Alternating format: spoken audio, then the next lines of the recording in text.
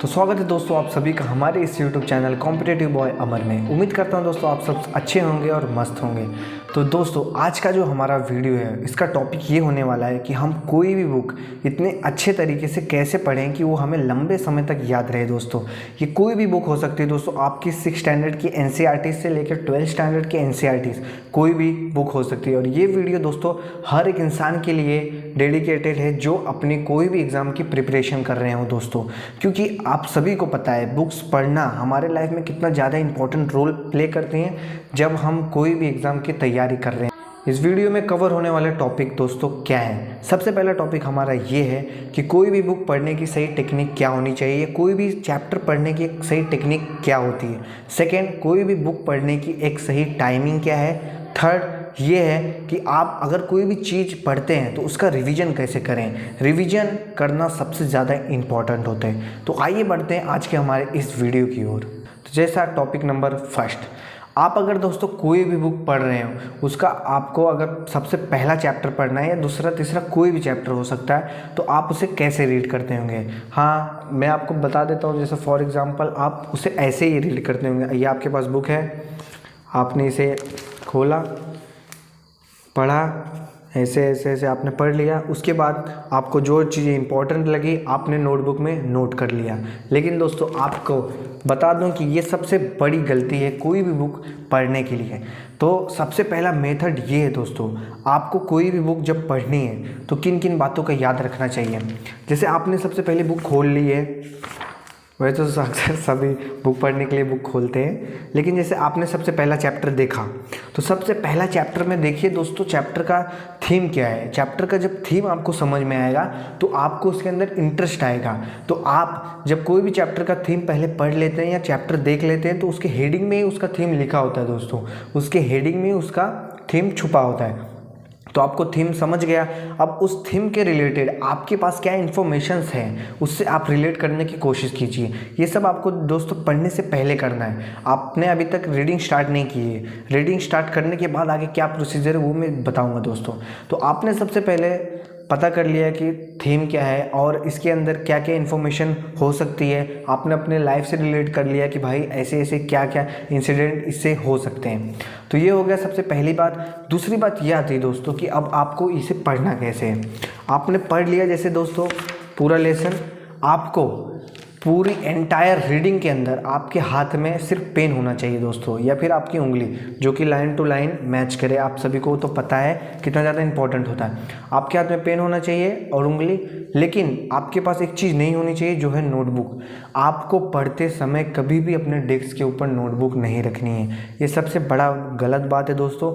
हम क्या करते हैं बेसिकली, जैसे हम कोई लेसन पढ़ रहे हैं तो उनमें जो इंपॉर्टेंट चीज़ें लगती हैं हम उसे नोट डाउन कर लेते हैं। ये सबसे बड़ी मिस्टेक होती है दोस्तों, क्योंकि बाद में जब हम रिवीजन करते हैं तो वही पढ़ लेते हैं और उसके बाद बार बार वही रिवीजन करते करते पढ़ते हुए हम आगे बढ़ते हैं। लेकिन बहुत सी चीज़ें ऐसी होती हैं दोस्तों जो आप उसे पीछे छोड़ रहे होते हैं, वो आपको ऑन द स्पॉट याद नहीं आ रही होती। आप रिवीजन वही कर पाते हैं जो आपने रिवीजन में लिखा है दोस्तों।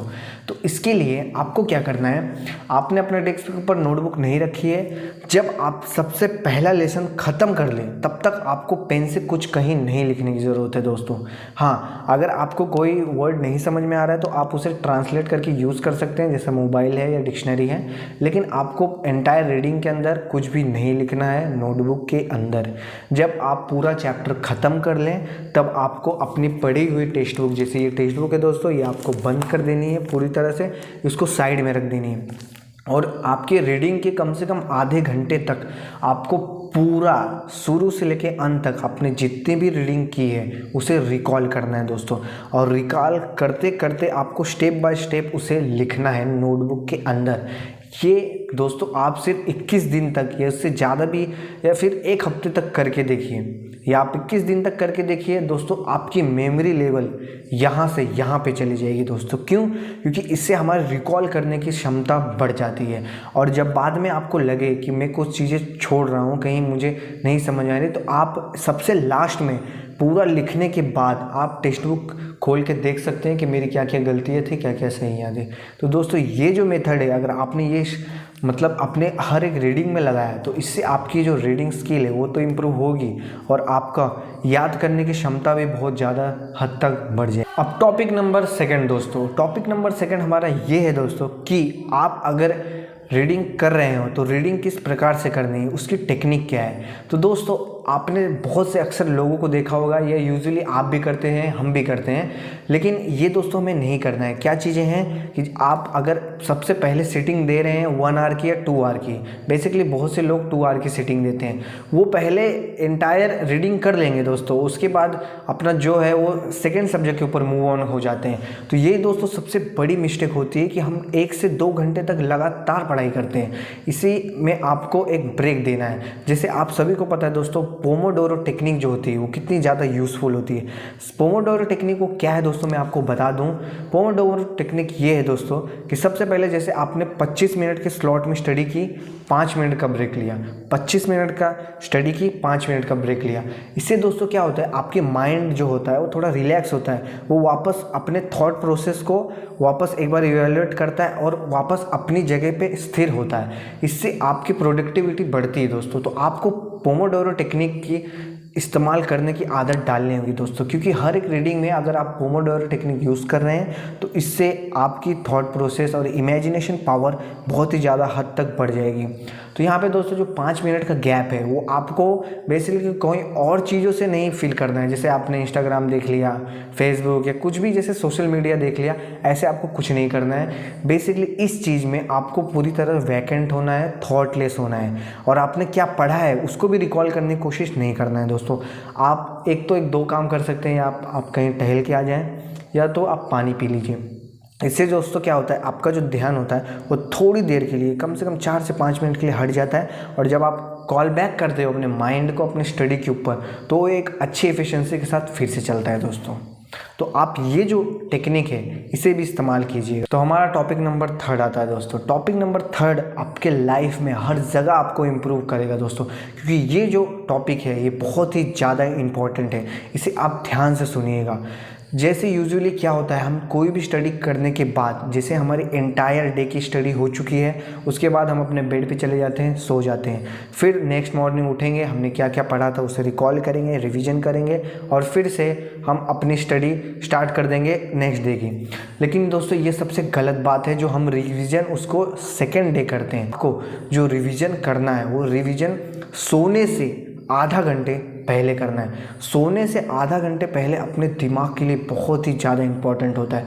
आपने एंटायर डे में क्या किया है इसे आंख बंद करके बेड के ऊपर एक बार आप रिवाइज कीजिएगा।